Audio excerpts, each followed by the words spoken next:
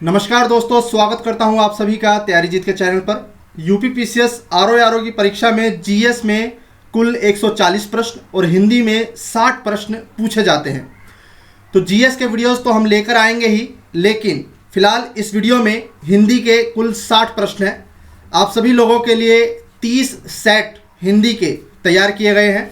Daily basis पर आपको एक सेट मिलेगा जिसमें कुल 60 प्रश्न होंगे। साथ ही साथ मेरे द्वारा लिखे हुए कुछ सिलेक्टिव क्वेश्चंस भी होंगे। कोशिश करिए कि कम से कम 50 प्लस प्रश्न आपके सही हों। अगर आप हिंदी में बहुत अच्छे अंक प्राप्त कर लेते हैं तो प्रारंभिक परीक्षा में आपका सिलेक्शन होना लगभग तय हो जाता है। तो चलिए शुरू करते हैं आज का ये वीडियो।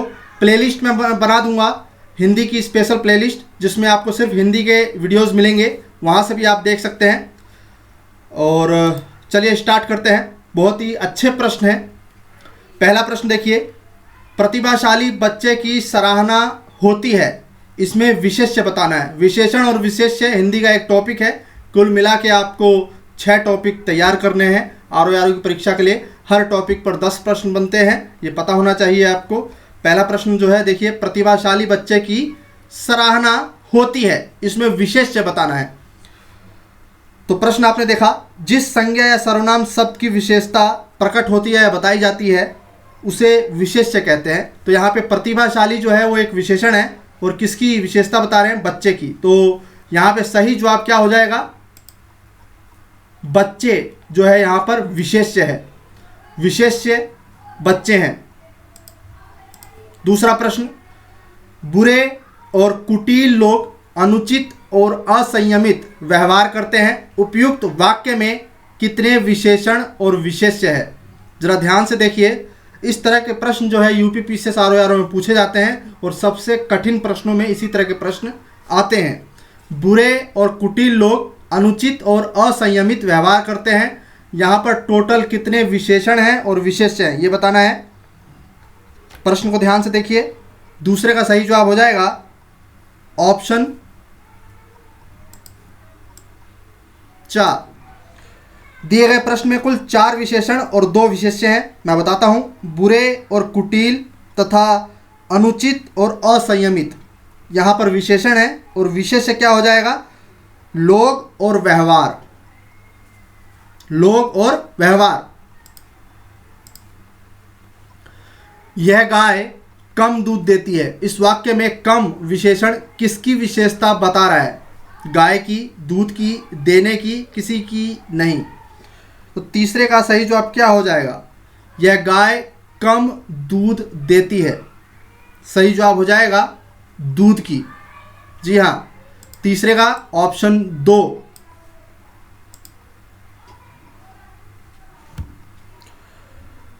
कम और अधिक परिमाणवाचक शब्द है, ध्यान रखिएगा। सत्यवादी व्यक्ति पूज्य होते हैं, इसमें प्रयुक्त विशेषण क्या है? सेंटेंस देखिए, सत्यवादी व्यक्ति पूज्य होते हैं, इसमें आपको विशेषण बताना है।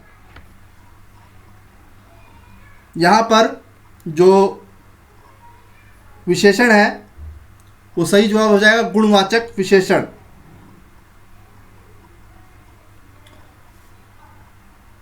गुणवाचक विशेषण। जहां पर समझाने की जरूरत होगी वहां पर मैं जरूर समझाऊंगा। निम्नलिखित में से कौन सा शब्द विशेषण नहीं है? चौरस, तनिक, उड़ाना, कौन सा? इस तरह के प्रश्नों को तैयार करके रखिएगा।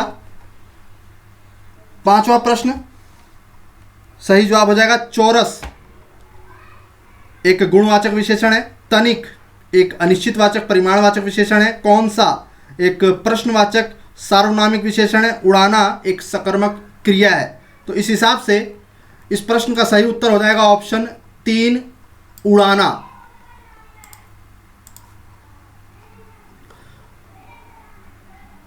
निम्नलिखित शब्दों में से जो शब्द विशेषण नहीं है उसका उल्लेख कीजिए। गेहुआ, दरिद्र, भारतीय, स्वयं। विशेषण नहीं है। प्रश्न को जरा ध्यान से पढ़ना है हिंदी का पेपर में। तो गेहुआ ये रूप रंग की बात हो रही है। दरिद्र दशा और अवस्था की बात हो रही है। भारतीय स्थान और देश काल की बात हो रही है, यानी कि गुणवाचक विशेषण है। जबकि स्वयं एक निजवाचक सर्वनाम है। तो यहाँ पर सही जवाब हो जाएगा स्वयं। आशा करता हूँ कि प्रश्नों की कठिनता को देख करके आपको ये वीडियो पसंद आ रही होगी। वीडियो को लाइक करिएगा, अपने दोस्तों के बीच में शेयर करें और कमेंट में जरूर बताएं कितने प्रश्न आपके सही हुए। निम्नलिखित में से कौन सा शब्द विशेषण नहीं है? पुष्प, बेईमान, तीखा, चिकना। निम्नलिखित में से कौन सा शब्द विशेषण नहीं है, ये बताना है। 7वें का पुष्प जो है एक संज्ञा है और बेईमान, तीखा, चिकना गुणवाचक विशेषण है। तो इस हिसाब से सही जवाब क्या हो जाएगा? पुष्प। हर प्रश्न को ध्यान से पढ़ने के बाद एक बार सोचे जरूर। यहां पर वाक्य में विशेष्य बताना है, एक तरह से संज्ञा या सर्वनाम। मेरी कक्षा में 20 छात्र हैं। मेरी कक्षा में 20 छात्र हैं। तो प्रश्न में जो है विशेष्य क्या होगा? मेरी कक्षा 20 छात्र।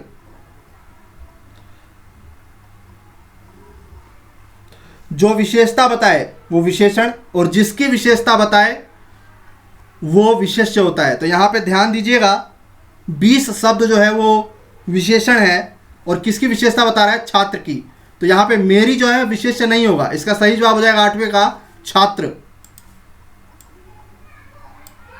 जिसकी विशेषता बताई जाती है वो विशेष्य होता है, हमेशा याद रखिएगा। यहां पे 20 जो है विशेषता बता रहा है छात्र की, तो छात्र यहां पे विशेष्य है, विशेषण यहां पे 20 है।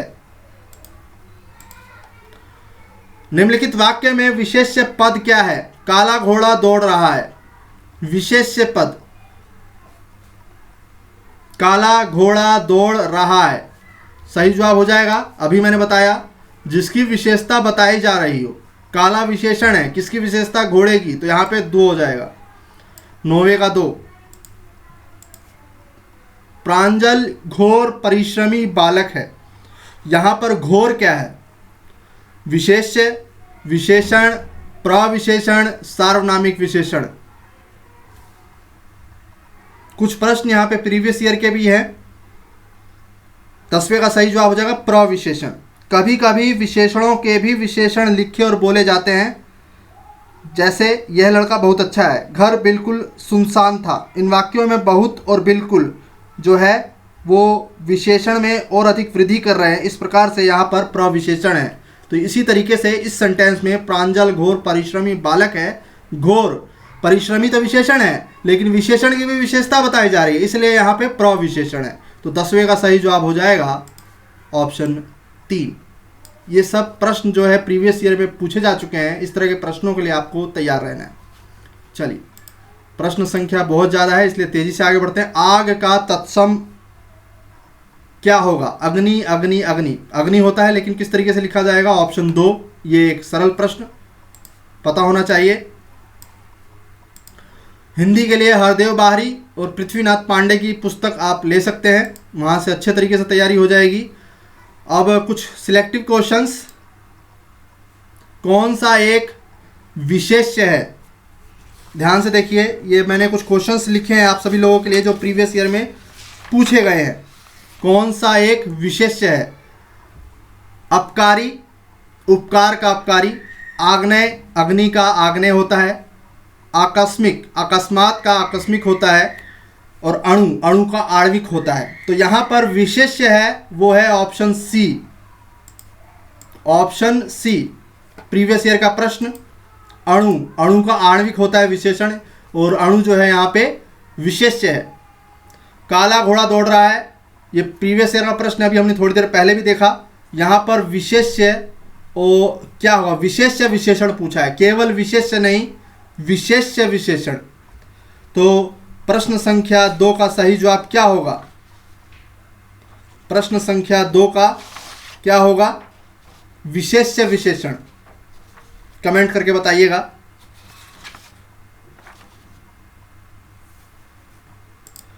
विशेष्य के बाद और क्रिया से पहले जो विशेषण आए उसको जो है विशेष्य विशेषण कहा जाता है। तो यहां पे दौड़ हो जाएगा ऑप्शन सी।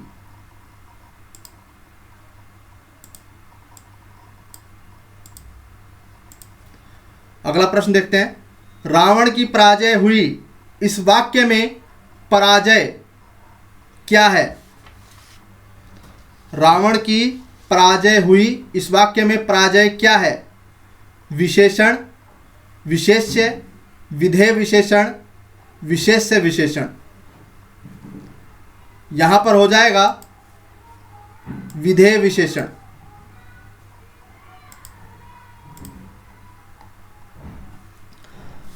अब यहां पे एक प्रश्न देखिए, पूछा गया है एक भी विद्यार्थी कक्षा में नहीं है, वाक्य में विशेषण कौन सा है?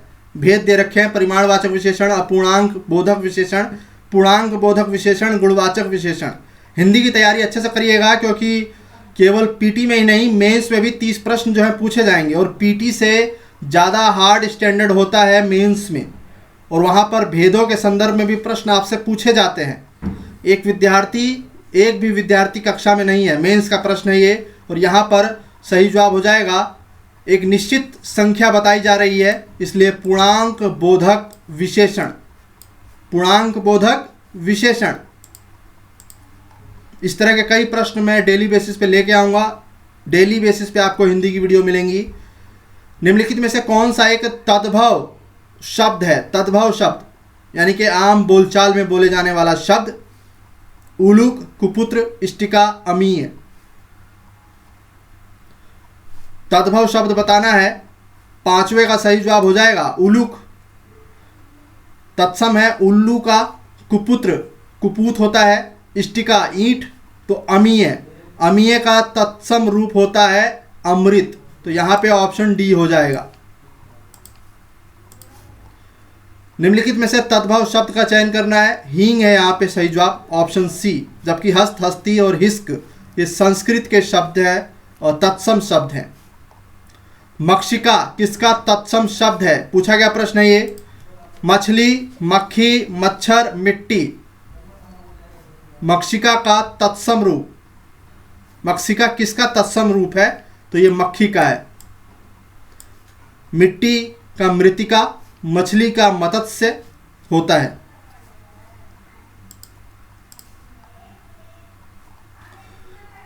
अब आते हैं प्रिंटेड क्वेश्चंस पर।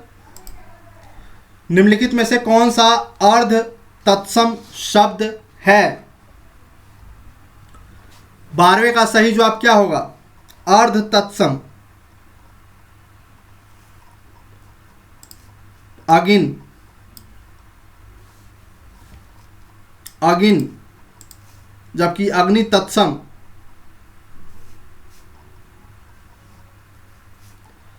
पियासा का तत्सम रूप, प्यासा, पियास, पिपासा, पयास। पियासा का तत्सम रूप क्या होगा? सही जवाब है पिपासा। प्रश्नों को देखिए, कमेंट करके बताइएगा कितने प्रश्न आपके सही हैं। निम्नलिखित में से कौन सा एक शब्द तत्सम नहीं है? तत्सम संस्कृत के शब्द भवन, प्राध्यापक, आयुध, आंख। तो आंख जो है उसका तत्सम रूप होता है अक्षी, तो यहां पे आंख जो है तद्भव शब्द है, ऑप्शन 4। देशज शब्द कौन सा है? अग्नि, तेंदुआ, मयूर, सूरज।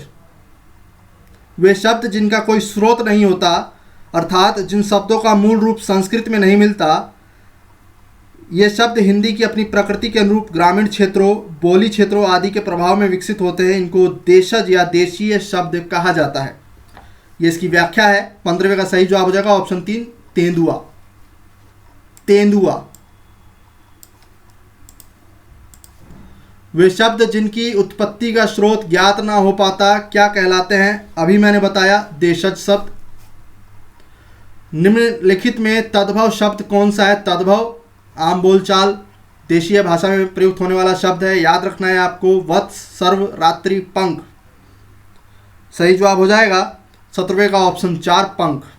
पंख जो है वो एक तद्भव शब्द है।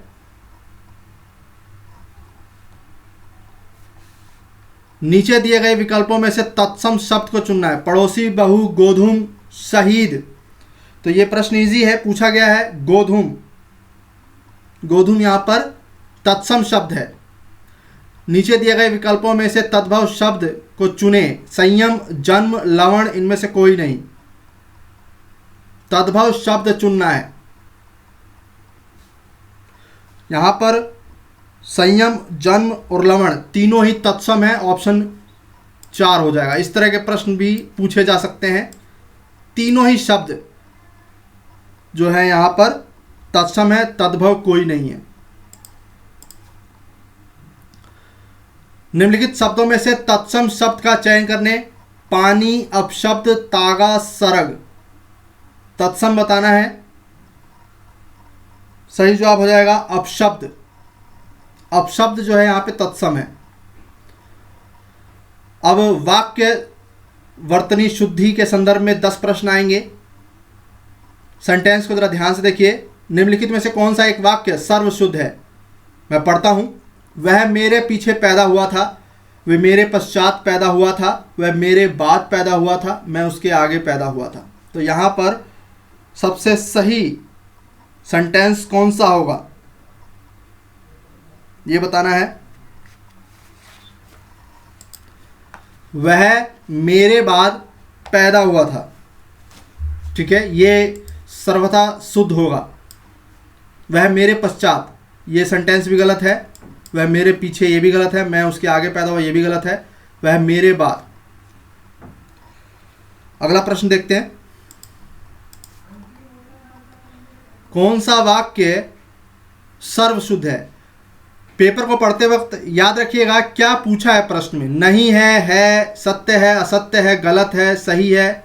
सेंटेंस के प्रश्न पर ध्यान रखना है आपको।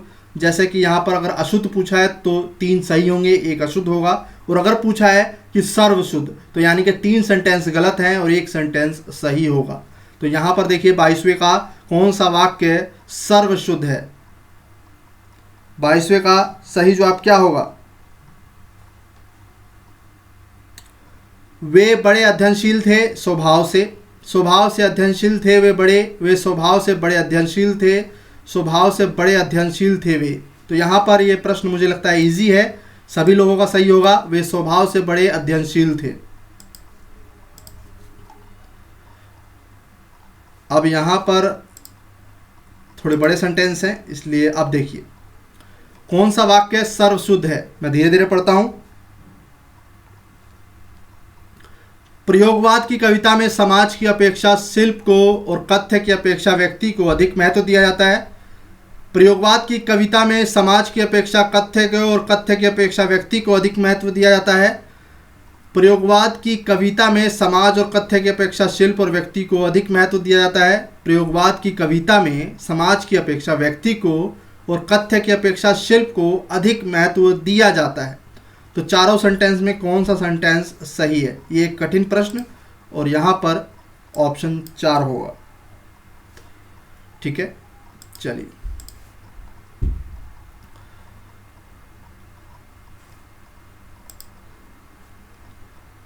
कौन सा वाक्य सही है?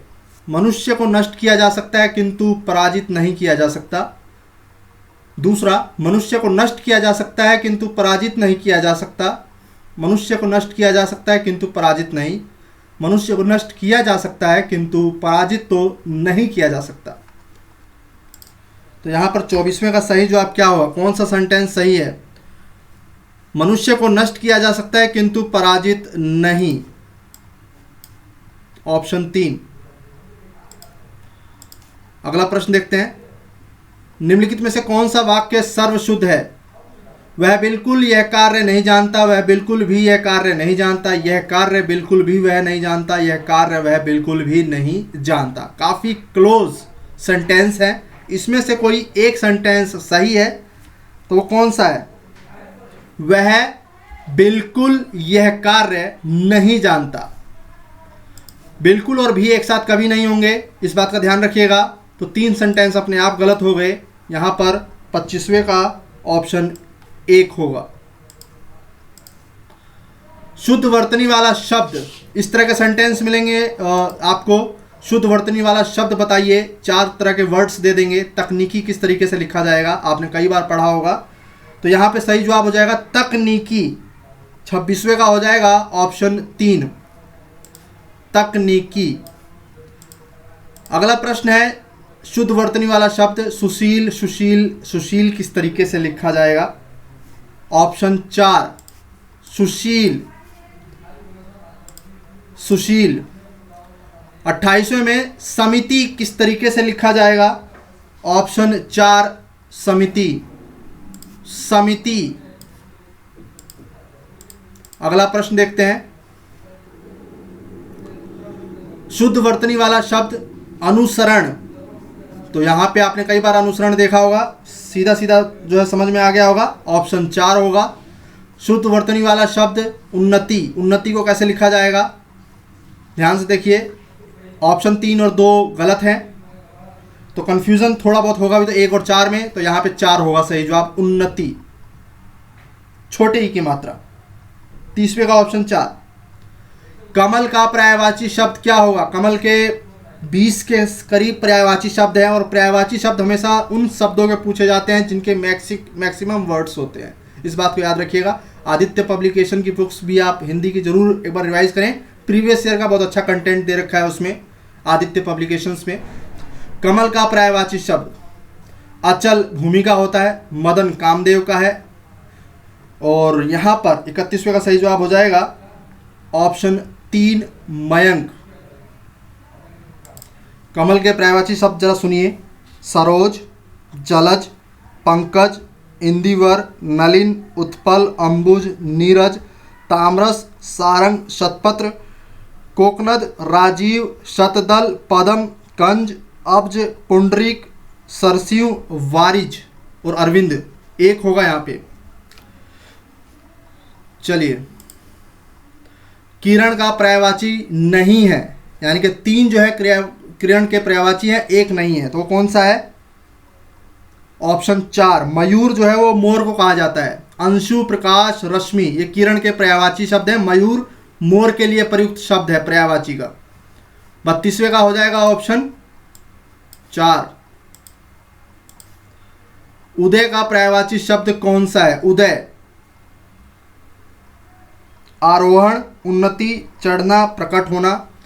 तो 33वें का उद्गमन नहीं है, उद्गमन है, माफ कीजिएगा, उद्गमन।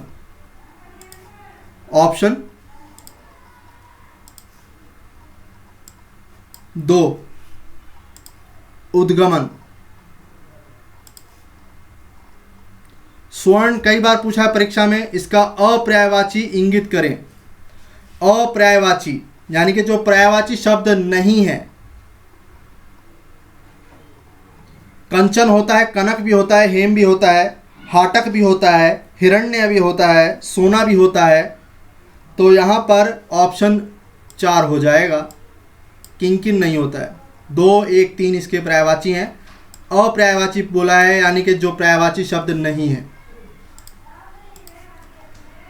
केदार किसका पर्यायवाची है? ब्रह्मा, विष्णु, महेश, इंद्र। केदार, केदार धाम आपने नाम सुना होगा, तो किस भगवान को समर्पित है? भगवान शिव को, जिनको महेश भी कहा जाता है।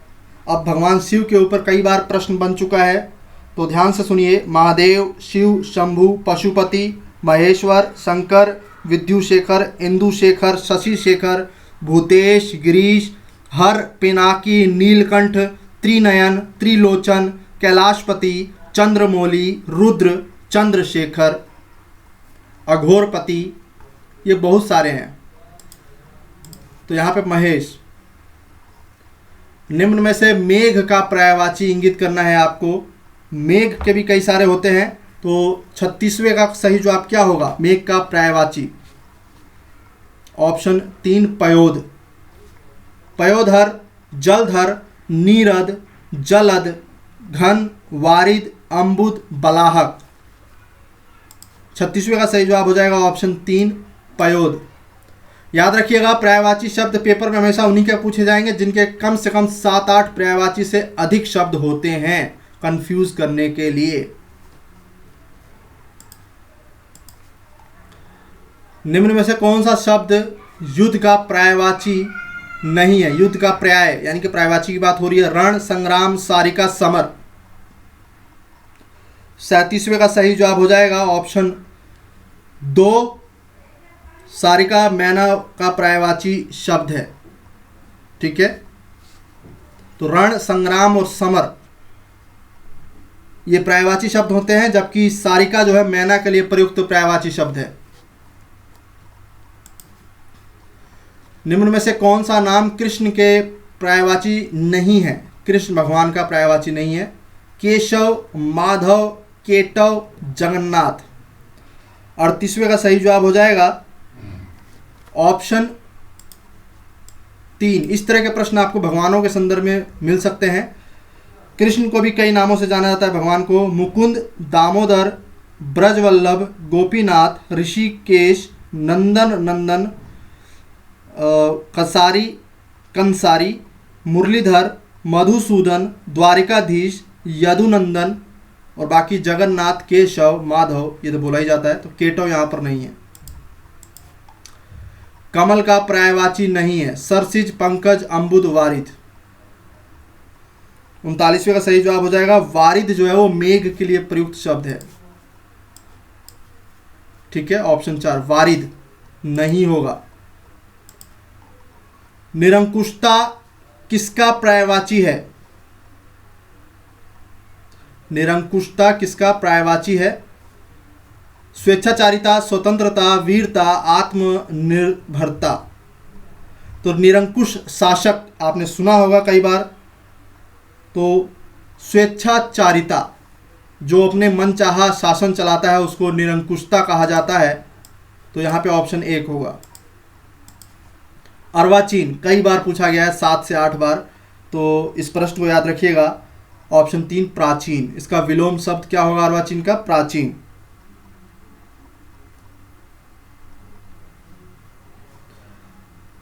अगला प्रश्न देखते हैं। मानव का सही विलोम शब्द? दानव, दैत्य, राक्षस, पुरुष। मानव का सही विलोम दानव होगा।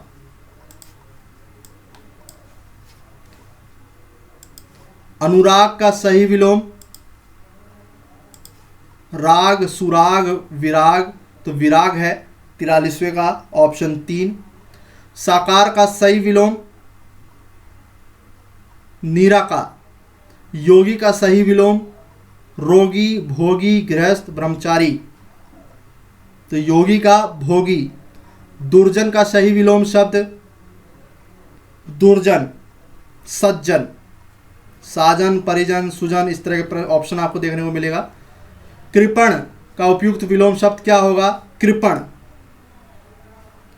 कृपण जो कंजूस होता है तो इसका हो जाएगा दानी। लघिमा का उपयुक्त विलोम शब्द क्या होगा? लघिमा, इसका अर्थ क्या होता है? छोटापन, लघुत्व, तो आप लगा लीजिए अंदाजा, हो जाएगा गरिमा। 48वें का ऑप्शन 4। परोक्ष का सही विलोम? यह भी प्रश्न पूछा गया है। परोक्ष का हो जाएगा प्रत्यक्ष। परोक्ष का मतलब होता है पीछे की तरफ, प्रत्यक्ष का मतलब होता है सामने की तरफ। निकृष्ट का सही विलोम शब्द क्या होगा?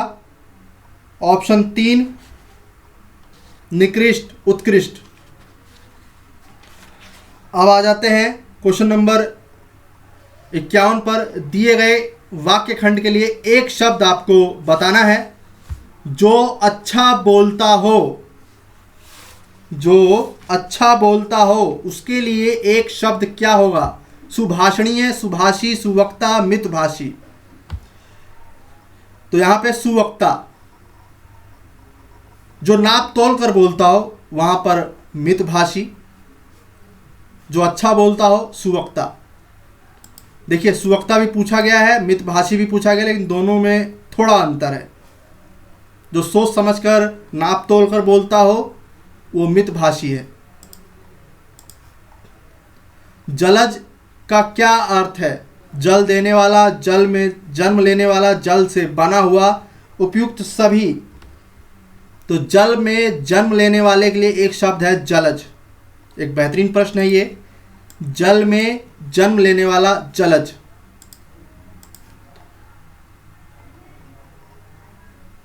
सही विकल्प चुनिए। सर्वज्ञ, सर्वज्ञ, अल्पज्ञ, बहुज्ञ, इनके मतलब आपको पता होना चाहिए। सर्वज्ञ, जिसे सब विषय में जानकारी हो, जो सब जगह व्याप्त हो, जो सर्वाधिक विस्तृत हो, जिसे बहुत सी भाषाओं का ज्ञान हो। तो एक बेहतरीन प्रश्न मैं इसे कहूँगा। 53वें का सही जवाब होगा सर्वज्ञ। 53 का सही जवाब हो जाएगा जिसे सब विषय की जानकारी हो। अगर यहाँ पे सर्वत्र लिखा आ जाता तो जो सब जगह उपस्थित होता है उसको सर्वत्र कहा जाता है। ठीक है, थोड़ा सा अंतर है। जो सभी जगह उपस्थित होता है ईश्वर, वो सर्वत्र है, लेकिन जो सब कुछ जानता है वो सर्वज्ञ है। जो बहुत कुछ जानता है बहुज्ञ है। जो बहुत कुछ जानता है वो कभी भी उसके लिए सर्वज्ञ नहीं होगा, उसके लिए बहुज्ञ होगा। जो कम जानता है उसके लिए अल्पज्ञ है। इस तरह के शब्द जो है आपको पता होने चाहिए। जिसे बहुत सी भाषाओं का ज्ञान हो, बहुभाषी। जो दूसरों के सहारे जीता हो, अनाथ, पालतू, परजीवी, निराधार। पैरासाइट का नाम सुना होगा आपने, साइंस का टर्म है। 54वें का ऑप्शन 3 होगा ये, परजीवी, जो दूसरे के सहारे जीता है।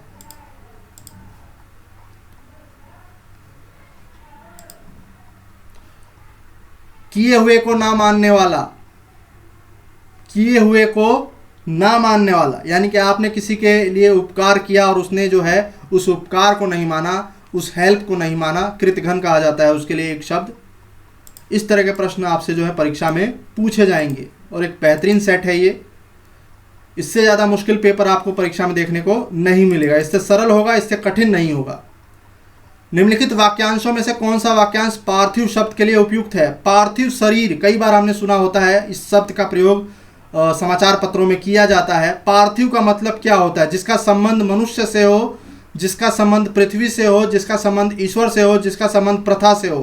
तो पार्थिव मतलब पता होना चाहिए। पृथ्वी से संबंधित को पार्थिव कहा जाता है, पार्थिव शरीर। तो यहां पे ऑप्शन 2, जिसने मृत्यु को जीत लिया हो। अमर, अजर, अमर, अमर्त्य, मृत्युंजय, थोड़ा सा अंतर है। जो कभी बूढ़ा ना हो उसके लिए एक शब्द अजर हो जाएगा। जो मृत्यु को यहां पे पहले तो देख लेते हैं, जो कभी ना मरे उसके लिए एक शब्द अमर हो जाएगा। जो कभी बूढ़ा ना हो अजर। जिसने मृत्यु को जीत लिया हो इसके लिए एक शब्द मृत्युंजय होगा, मृत्युंजय। जो कभी मरता ना हो अमर्त्य, थोड़ा थोड़ा सा अंतर है। मोक्ष का इच्छा रखने वाला मुमुक्षु।